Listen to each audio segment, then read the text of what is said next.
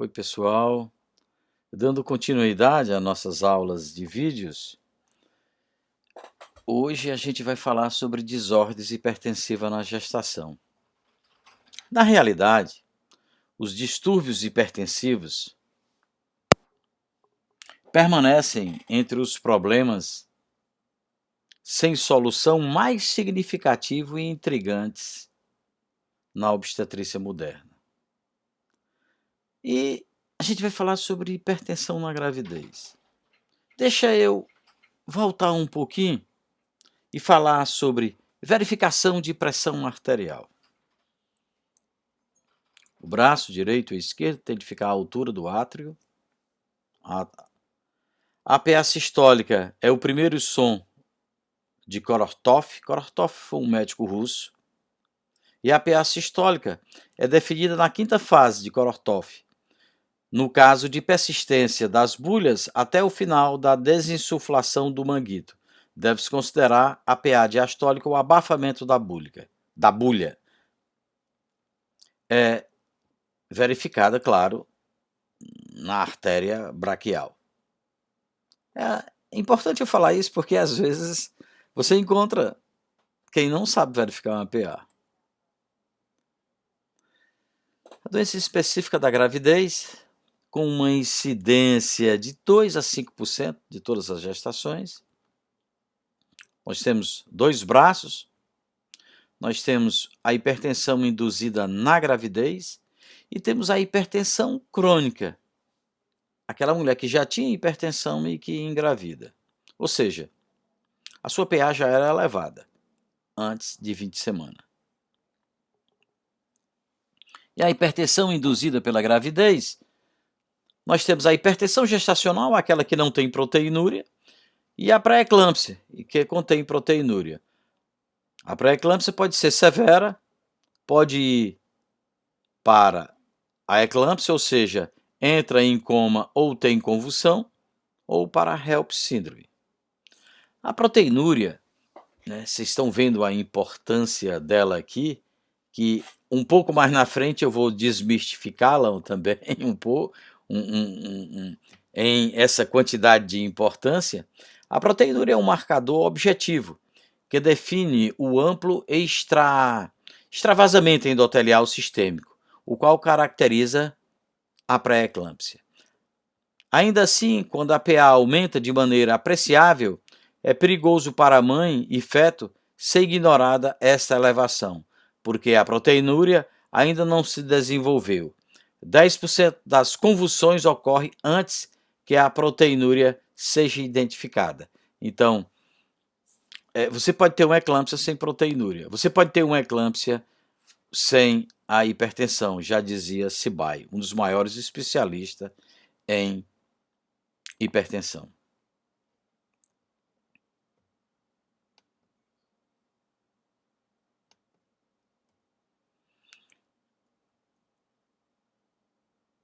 A classificação moderna da pré-eclâmpsia hoje é a precoce e a tardia.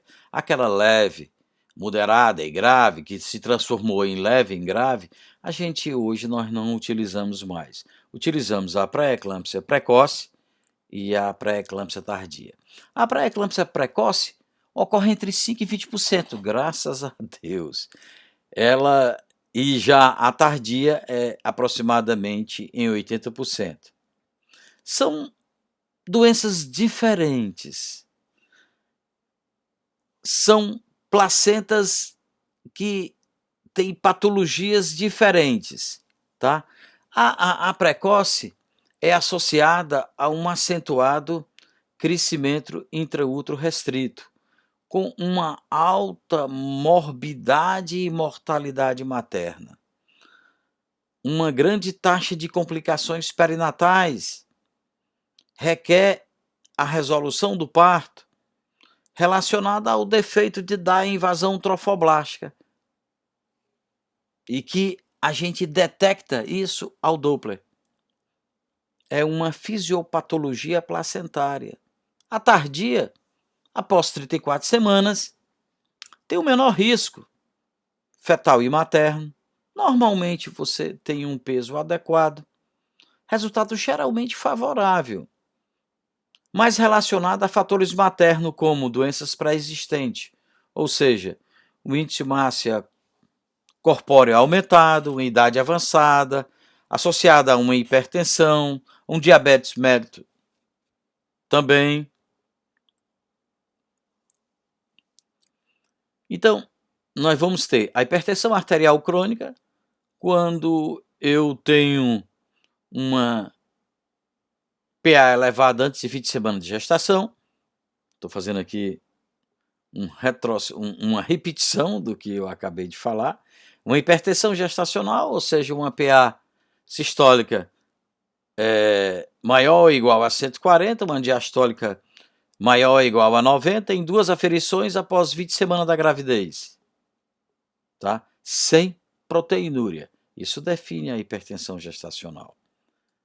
Interessante que alguns trabalhos mostram que a hipertensão gestacional pode, num período mais à frente da gravidez, transformar-se numa pré-eclâmpsia. Parece que a hipertensão gestacional é uma pré-eclâmpsia que a gente não conseguiu ainda diagnosticar, tá? E a pré-eclâmpsia superposta é aquela que surge proteinúria ou piora da hipertensão crônica após 20 semanas, tá? A pré-eclâmpsia, você tem a PA elevada, tem a proteinúria em mulheres previamente normotências, tá? Essa hipertensão tem de ser medida pelo menos 2 vezes, com um espaço de 4 horas entre elas, e a proteinúria é maior que 300 mg em 24 horas, ou 2 leituras com 2 cruzes na urina, tá? A gente vai discutir um pouquinho também sobre a proteinúria. Hoje a gente está deixando deixando de fazer parte do diagnóstico, não é deixando de fazer parte do diagnóstico, é utilizando outros métodos para diagnosticar a proteinúria. Você pode ter uma pré-eclâmpsia atípica com todos os aspectos da síndrome, mas sem proteinúria ou hipertensão, ou ambos. Isso já dizia Sibai em 2009. Os critérios para diagnóstico de pré-eclâmpsia. A ACOG, em uma força-tarefa, em uma revisão com vários especialistas, consideraram que a proteinúria é dispensável para o diagnóstico de pré-eclâmpsia se a paciente apresentar já níveis pressóricos que caracterizam comprometimento de órgãos-alvo, ou insuficiência ou disfunção placentária. Por exemplo, critérios para o diagnóstico da pré-eclâmpsia. O que a gente tem? Pressão arterial, proteinúria. Proteinúria 300 mg por 24 horas de coleta de urina, ou a relação proteína-creatinina urinária ser maior ou igual a 0,3. Não esquecer a pesquisa por fita reagente, igual a 1 a 2 cruzes na indisponibilidade de outros métodos. Entretanto, na ausência de proteinúria, hipertensão com apresentação de qualquer uma das seguintes alterações: trombocitopenia, ou seja, plaqueta menor que 100.000, insuficiência renal, creatinina maior que 1,1, insuficiência hepática, concentração das transaminases 2 vezes maior que o normal, edema pulmonar, sintomas cerebrais ou visuais, insuficiência com disfunção placentária, um CIUR ou alterações no Doppler. Tudo isso caracteriza uma pré-eclâmpsia.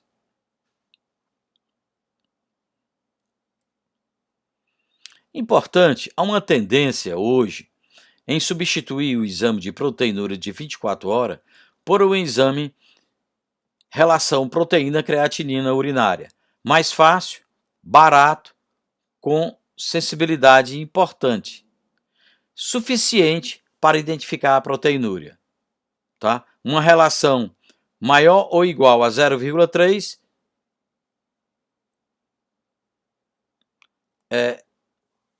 denota uma proteinúria. Então, a relação proteína-creatinina igual a 0,3 tem uma acessibilidade de 97% para uma proteinúria de 24 horas, uma acessibilidade de 87% para uma proteinúria de 24 horas maior que 300 mg. É um resultado rápido. Valores maior que 0,7, proteinúria em níveis nefróticos. A relação menor que 0,15 afasta a proteinúria maior que 300 mg em 24 horas. Valores intermediários é importante confirmar com a proteinúria de 24 horas. É importante que tanto a proteína e a creatinina tem de estar em miligrama por decilitro. Quais são os fatores de risco para a pré-eclâmpsia? Apesar da etiologia desconhecida, a pré-eclâmpsia, mulheres obesas, a gente sabe, aquelas com um índice de massa corpórea maior que 30, têm maior risco para a doença, como também hipertensão arterial crônica, diabetes pré-gestacional e lúpus eritematoso. Aqui a gente colocou o risco relativo de 2 para aquelas mulheres, 1,96 aquelas mulheres de maior de 40 anos. As nulíparas, aqui tem uma pré-eclâmpsia prévia, história familiar de pré-eclâmpsia, gestação múltiplas e aquelas condições médicas pré-existentes, diabetes mellitus insulino dependente, chega a 3,5, hipertensão arterial crônica e a síndrome de anticorpo antifosfolipídio, né, que é a campeã, 9,72 o risco relativo, ganhando até da pré-eclâmpsia prévia. A fisiopatologia da pré-eclâmpsia. Apesar de nós desconhecermos, o Doppler tem ajudado bastante para desvendá-la. A gente sabe que tem uma placentação deficiente, principalmente para precoce, para a pré-eclâmpsia precoce. Você tem uma deficiência na invasão trofoblástica, tem alterações dos fatores imunológicos, uma predisposição genética, fatores nutricionais, resposta inflamatória sistêmica e desequilíbrio angiogênico.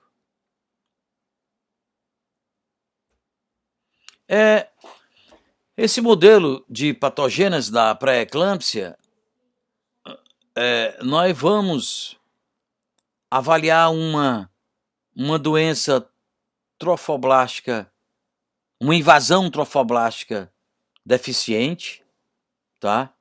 Levando a uma hipofusão da placenta, uma isquemia, levando através disso uma restrição do crescimento do feto, um oligohidrâmio, aumento de secreção de determinados endorfilinas, diminuindo também o PGF e outros mediadores da função do endotélio, levando uma disfunção endotelial sistêmica, tá?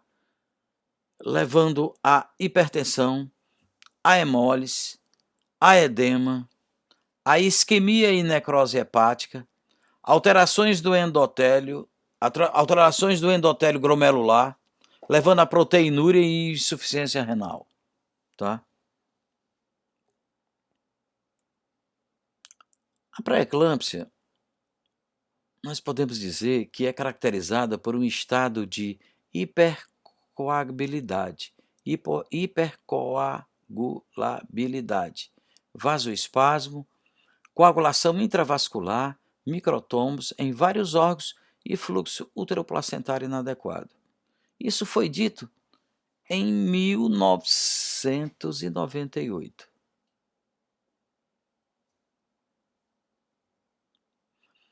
Pré-eclâmpsia é uma endoteliose capilar, é a lesão característica dela. Desse modo, a sua identificação pode ocorrer em amostra de biópsia renal. No passado, no passado, para se dar o diagnóstico de pré-eclâmpsia, se fazia, né, isso pós-morte, a grande maioria das vezes, se fazia através de diagnóstico de biópsia renal. Encontrava a endometriose capilar, que é uma lesão característica dela. Nós sabemos que a pré-eclâmpsia ela é hemoconcentrada, ela não tem a hipervolemia, que é característica fisiológica da gravidez, logo também não tem uma menor filtração glomerular. É interessante falar sobre essa hipervolemia, que ela não tem, que é uma proteção.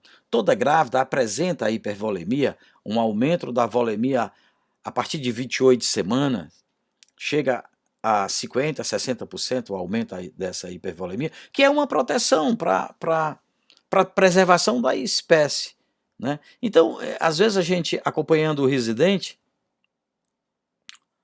que ele está operando, você ali fica próximo dele, operando uma paciente com pré-eclâmpsia grave, ou mesmo uma eclâmpsia, em que o anestesista reclama que a paciente está chocando, e o residente reclama que, não, ela quase não sangrou. Essa paciente ela não tem a hipervolemia. Mesmo ela sangrando um pouco, ela choca com mais facilidade. Isso é uma coisa fisiológica da doença. Então, fazendo um retrospecto, afeta 2 a 5% da gestante, a maior causa de mortalidade e morbidade materna perinatal. A etiologia nós não sabemos, é multifatorial. E o rastreamento do grupo de alto risco eu acho importante no segmento da gestante, para orientar estudos futuros para intervenções farmacológicas. Nós não temos uma terapêutica adequada para essa doença. O tratamento adequado é tirar a placenta, ou seja, tirar o feto. Então nós temos de arrumar uma maneira de encontrar e rastrear esse grupo de alto risco, para tentar fazer alguma coisa que elas não tenham essa doença, principalmente a grave, a pré-eclâmpsia precoce. Então, a ACOG, Associação Americana de Ginecologia dos Ginecologistas e Obstetra, ela relata que a anamnese detalhada e rotina da aferição da PA é a melhor forma de rastreamento da pré-eclâmpsia. Ela também alerta que não há teste preditivo acurado até o momento para determinar se haverá o desenvolvimento de pré-eclâmpsia. E ela se posiciona contra os outros métodos existentes que a gente vai discutir.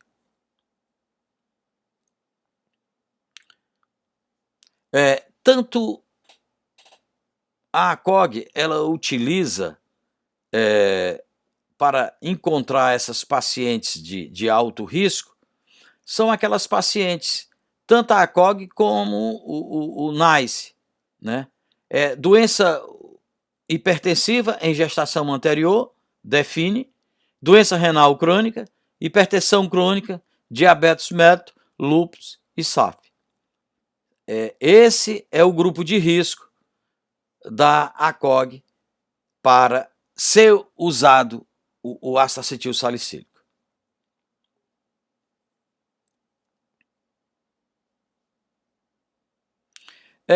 Levando em conta da baixa ocorrência de pré-eclâmpsia na população em geral, 2 a 5%, e que todos os testes preditivos não oferecem sensibilidade razoável, portanto, a exemplo da ACOG e da Organização Mundial de Saúde, a recomendação da Febrasco é que a predição seja baseada na história clínica.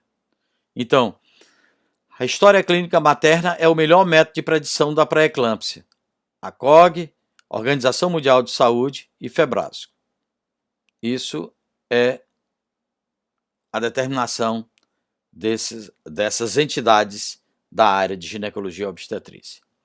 Entretanto, para nós fazermos o rastreamento da pré-eclâmpsia e da hipertensão gestacional, só com a história materna, você encontra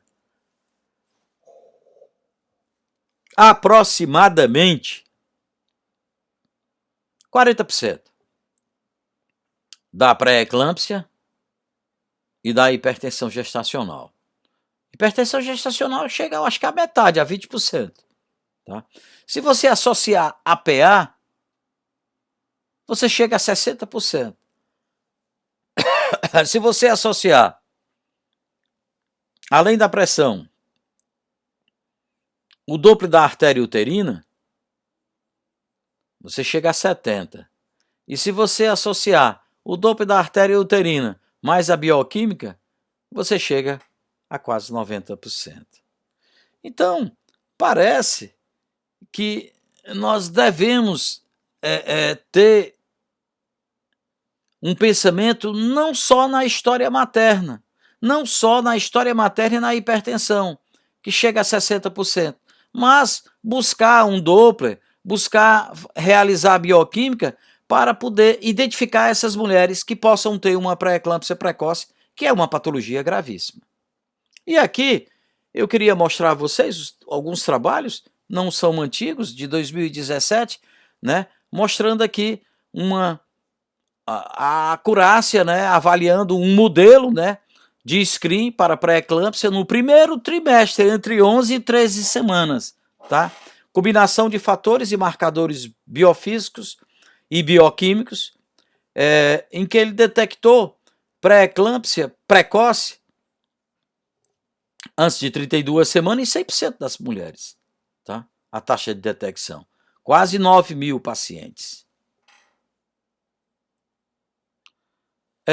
Esse outro estudo é um estudo multicêntrico, né, em que ele avaliou, fez um screen para a pré-eclâmpsia, tá, avaliando fatores maternos e biomarcadores entre 11 e 13 semanas, e comparando com a NICE, tá, com o guideline da NICE, os guidelines da NICE e com as recomendações da ACOG. É importante que a gente avalie que a NICE nada mais é que o Instituto Nacional para a Saúde e Cuidados de Excelência do Reino Unido. Tá? Esse guideline da NICE e as recomendações da ACOG. Esse estudo avaliou 8.000, quase 9.000 mulheres, 8.775 gestações entre 11 e 13 semanas. Ele usou o teorema de Bayes, que é o teorema que é utilizado pela Fundação de Medicina Fetal. Avaliou a NICE, que é o Instituto Nacional de Saúde e Cuidados de Excelência do Reino Unido. Todas as gestantes de alto risco devem receber o AS. E segundo a ACOG, o uso da aspirina deve ser usado em mulheres com história de pré-eclâmpsia em pelo menos 2 gestações anteriores, ou pré-eclâmpsia com parto menor que 34 semanas. Esse trabalho, ele avaliou o quê? Foi feito as pacientes, um grupo de pacientes sendo avaliadas pelo teorema de Bayes, ou seja, da Fundação Medicina Fetal, que eu vou mostrar a vocês aqui um pouquinho mais na frente, o da NICE, em que todas as gestantes de alto risco devem receber, todas elas recebem o AS. Eu já relatei quais são as pacientes de alto risco, aquelas que eu já comentei para vocês anteriormente. E a COG, né, ele avaliou que vão usar aspirina aquelas também que tem pelo menos 2 gestações anteriores com pré-eclâmpsia ou que teve uma pré-eclâmpsia antes de 34 semanas. O que é que eles chegaram? Qual foi a conclusão? Eles avaliaram que esse screen entre 11 e 13 semanas de gestações da Fundação Medicina Fetal, que combinou a pressão arterial média, o Doppler e a bioquímica, foi extremamente superior do que os avaliados pela ACOG e pelo Instituto Nacional para a Saúde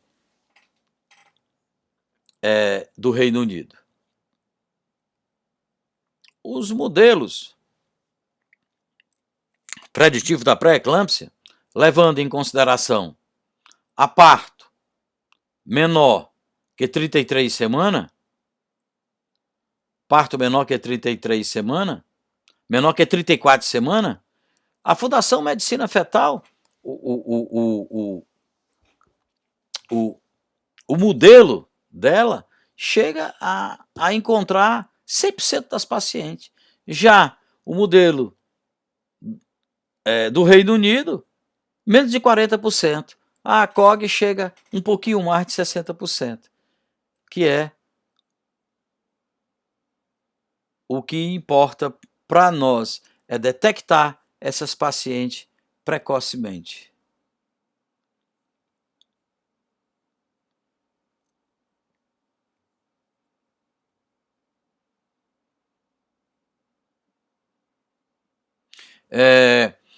Você realizando esse modelo da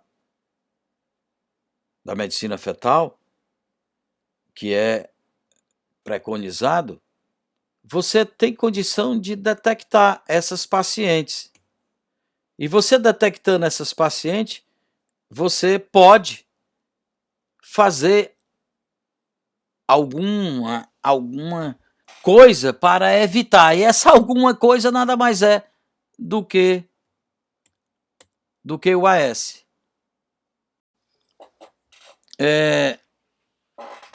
A Fundação de Medicina Fetal, se você entrar no site dela, você vai encontrar o cálculo do risco para pré-eclâmpsia. Você vai preencher gravidez única ou não, vai colocar o comprimento cabeça-nádega, a data do exame, a idade da paciente, a altura, o peso, origem racial, se ela fuma. Você preenche tudo isso aqui, a pressão arterial, o PLGF, a inclusão também da proteína, tá? Você calcula tudo isso e ela vai lhe dar um risco. Veja a seguinte situação. Após o preenchimento do cálculo do risco para a Fundação de Medicina Fetal, 10.000 gestantes. Você avaliou 10.000 gestantes. 70 irão ter pré-eclâmpsia. 70 dessas 10.000. Pré-eclâmpsia precoce. 53 serão rastreadas pelo nosso algoritmo da Fundação. E com o uso da AS, serão prevenidas dessas 53, 33 casos. 33 casos não irão ter pré-eclâmpsia. Então, é extremamente vantajoso você, ao meu ver, realizar esse cálculo de risco para a pré-eclâmpsia, apesar da ACOG, apesar da Febrasco não concordarem. Aqui eu quero mostrar a vocês a maneira que é realizada a pressão arterial. É uma pressão arterial média, que é feita entre 45 a 84 milímetros do comprimento cabeça-nádega, ou entre 11 e 13 semanas e 6 dias, né? E que a gestante deve estar sentada, com os braços apoiados à altura do coração.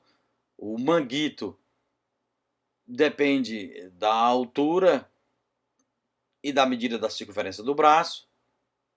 A pressão arterial média deve ser calculada para cada braço, com uma média das duas últimas medidas estáveis. A maior PA deve ser considerada para o cálculo do risco. Bem diferente da que a gente verifica aqui, né? Bom, o Doppler da artéria uterina. A gente já conversou sobre isso com vocês na aula de vitalidade fetal.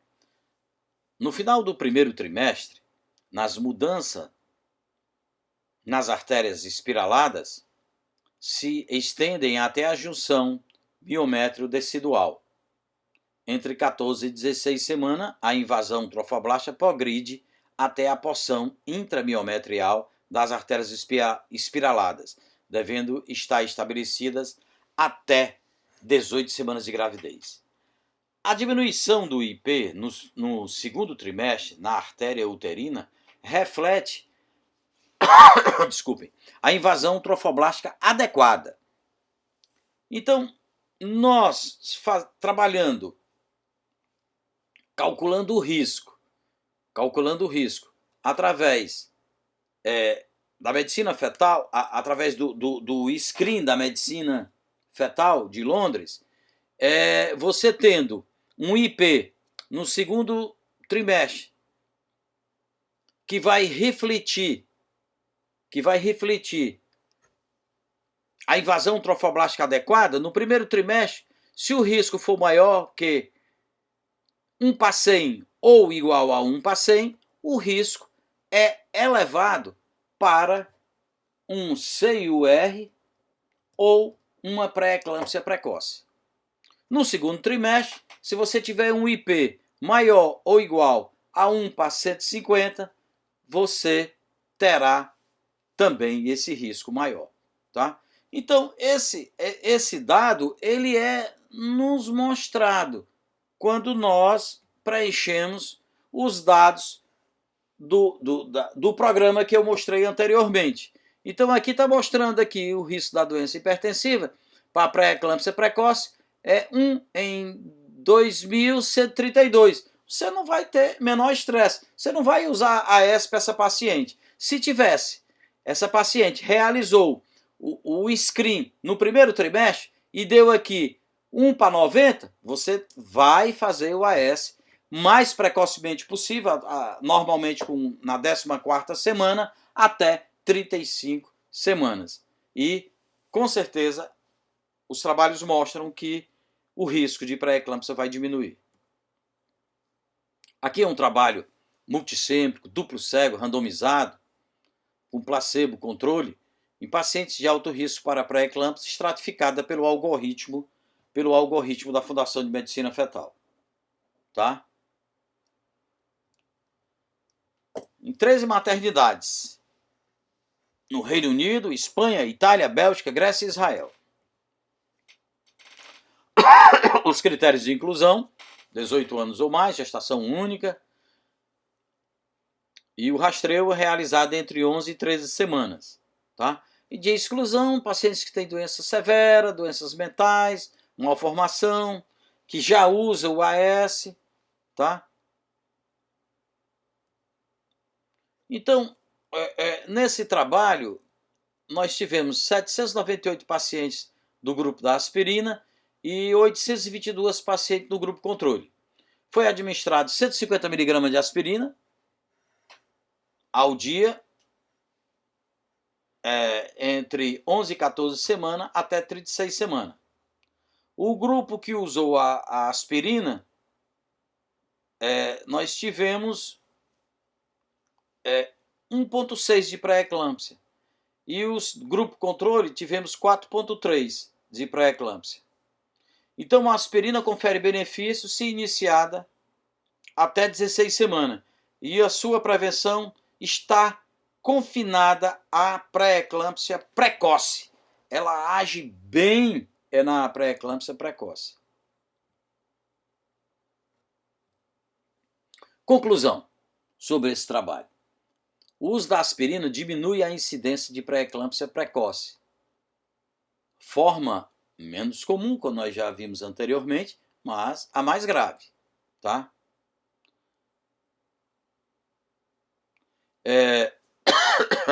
Restringir o rastreio da pré-eclâmpsia à abordagem incluindo fatores de história materna isoladamente, classifica erroneamente 2/3 da população como de alto risco para o desenvolvimento de pré-eclâmpsia, o que inviabilizaria qualquer programa de saúde pública. Isso é uma alfinetada à COG e à ANICE, né?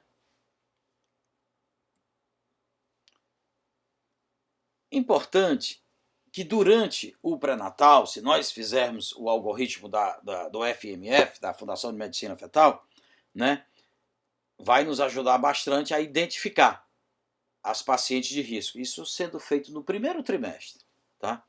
Mas durante o pré-natal, a gente tem de tentar diagnosticar a pré-eclâmpsia. E existem alguns fatores que nos chamam a atenção. Ganho de peso rápido, como o edema de face e mãos, os níveis pressóricos e queixas relacionadas a sinais ou sintomas de comprometimento de órgão-alvo. Muita atenção na conduta. Tendo o diagnóstico, o foco do controle clínico é a prevenção da morbimortalidade materna e perinatal. Serviços terciários com assistência neonatal qualificada. Essas pacientes devem ser encaminhadas. Controle da PA e, importante, a prevenção da eclâmpsia. Identificar precocemente alterações laboratoriais, principalmente aquelas relacionadas com a HELP. Avaliar o bem-estar fetal, avaliar o equilíbrio entre as repercussões maternas fetais e os impactos da prematuridade.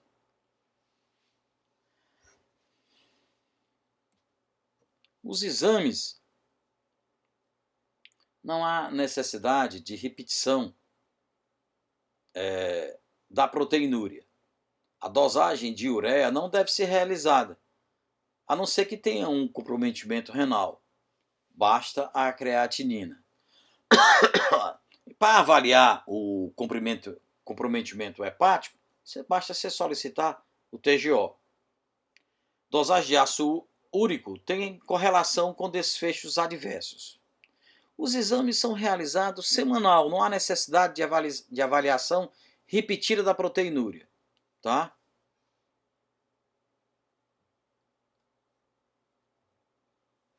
Critérios de gravidade para diagnóstico de pré-eclâmpsia: distúrbios visuais e cefaleia, edema pulmonar, disfunção hepática, epigastralgia e dor no hipocôndrio direito, oligúria, elevação da creatinina, trombocitopenia ou hemólise, crescimento intraútero restrito, oligoânimo, uma PA sistólica maior ou igual a 160 e a diastólica maior ou igual a 110, são diagnósticos de gravidade de pré-eclâmpsia. Nessas pacientes, nós temos de iniciar o sulfato de magnésio para evitar a convulsão. O manejo da pré-eclâmpsia. Você tem de hospitalizar essas pacientes e o objetivo do tratamento é prevenir a convulsão, fazer com que a gente consiga evitar uma hemorragia cerebral pela hipertensão, ou seja, prevenir a hemorragia cerebral diminuindo a PA, acelerar parto, balancear condições maternas e maturidade fetal. É importante nós termos na nossa cabeça que a cura só ocorre com a retirada da placenta. Por isso, a conduta clínica depende basicamente de um balanço entre a gravidade da doença e a idade gestacional.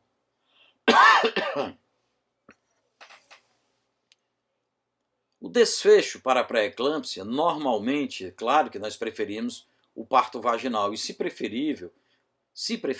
possível, com 37 semanas. A cesárea normalmente é indicada quando a paciente apresenta as convulsões, sofrimento fetal, uma sepse extremamente desfavorável, cabeça móvel, prematuridade severa, tá? E anestesia pode ser eperidural ou geral. No pós-parto, normalmente a paciente melhora do quadro, tá? Elas têm um maior risco de infecção, principalmente aquelas mulheres que convulsionam.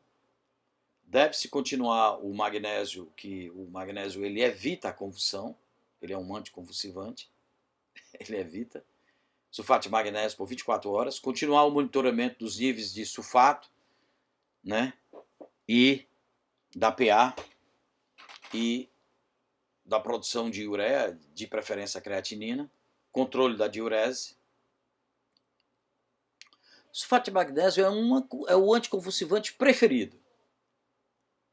ele vai agir na condução neuromuscular.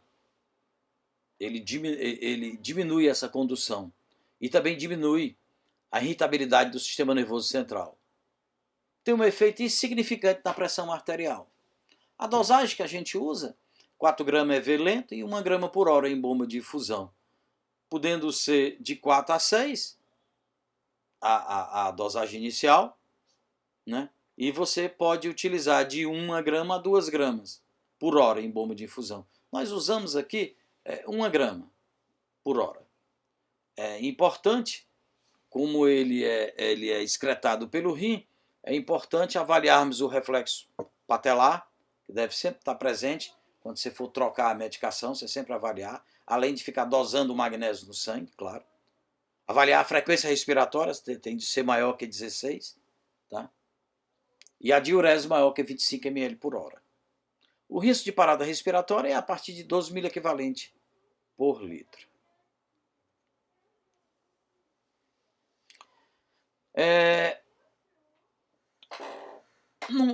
Aqui algumas dicas para quem trabalha em maternidade, em que encontra uma eclâmpsia de vez em quando. A recorrência, às vezes, você faz a dosagem preconizada, que eu acabei de relatar, e mesmo assim a paciente convulsiona. Se tiver uma recorrência de crise convulsiva, você pode fazer a metade da dose. Você fez 4, a dose de ataque, você faz 2 gramas EV em bolo e faz a manutenção, não de 1 grama, mas de 2 gramas por hora. Sem controle, você pode fazer a feniletoína, a difenilidantoína, né? Avaliar nesses casos que a paciente continua a convulsionar, é importante você fazer uma ressonância magnética para avaliar se não tem um caso de hemorragia cerebral. Pacientes com creatinina acima de 1,2, a gente tem que fazer a metade da dose. E se essas pacientes tiver uma diurese inferior a 25, é melhor você interromper o magnésio e utilizar outra droga. Aqui é mostrar para vocês que o nível de magnésio terapêutico é entre 4 a 8. A gente tem que ficar dosando esse magnésio no sangue. Tá? O reflexo patelar diminui entre 8 a 10. A depressão respiratória, você vai estar entre 12 e 7. E a parada cardíaca entre 30 a 35. O antídoto, você faz 1 grama EV, 10 ml a 10%, administra lentamente, que é o gluconato de cálcio. O antihipertensivo, nós utilizamos, queremos manter a diástole entre 90 e 110. A escolha do agente, a gente utiliza mais a hidralazina, né? Também podemos utilizar ainda o canal de cálcio, que é os bloqueadores de canal de cálcio, que é a nifedipina, metildopa, para manter. E a eclâmpsia? A eclâmpsia é a prevenção de convulsões em pacientes com pré-eclâmpsia. É uma presença de convulsões em pacientes com pré-eclâmpsia. Também você pode ter uma paciente com pré-eclâmpsia que entra em coma, que a gente também define como eclâmpsia. Etiologia totalmente incerta. Você tem um edema cerebral. As causas possíveis de isquemia: elevação significativa e frequente da PA, mais de 20% pode ser normal, tá? Pode ocorrer antes, durante e após o parto. Interessante, faz algum tempo atrás, eu era diretor da maternidade da Santa Casa e era responsável pelo serviço de alto risco. Nós tivemos uma paciente com eclâmpsia numa mola idatiforme. Ela chegou convulsionando, a gente examinou, fizemos um ultrassom, ela tinha uma mola idatiforme.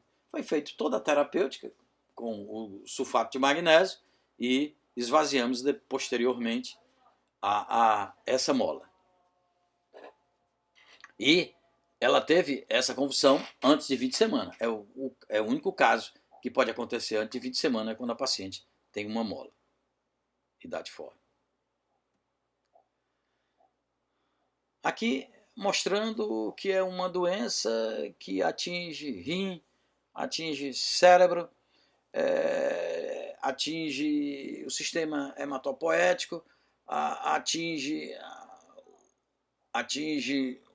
a visão também. Essa é uma imagem do neto, é característico o atlas do neto, essa imagem. E essa mulher abaixo convulsionando, infelizmente, todos vocês que forem fazer o internato na nossa Santa Casa, vocês vão, gostaria muito que vocês não vissem, mas vocês vão presenciar um eclâmpsia. O manejo nas convulsões, proteger as vias aéreas para evitar aspiração, acesso venoso periférico, importante, evitar o uso de anticonvulsivantes, prevenir lesões maternas, fazer o magnésio, a hidralazina, estabilizar o quadro. E só depois de estabilizar o quadro que você pode avaliar a via de parto. Na HELP, a HELP é um mnemônico. Mnemônico é um auxiliar de memória, né? É uma apresentação atípica da pré-eclâmpsia severa. E a sigla diz: o H é da hemólise, o E e o L é a elevação das enzimas hepáticas, e o L e o P a diminuição das plaquetas. A apresentação clínica da HELP é extremamente variável.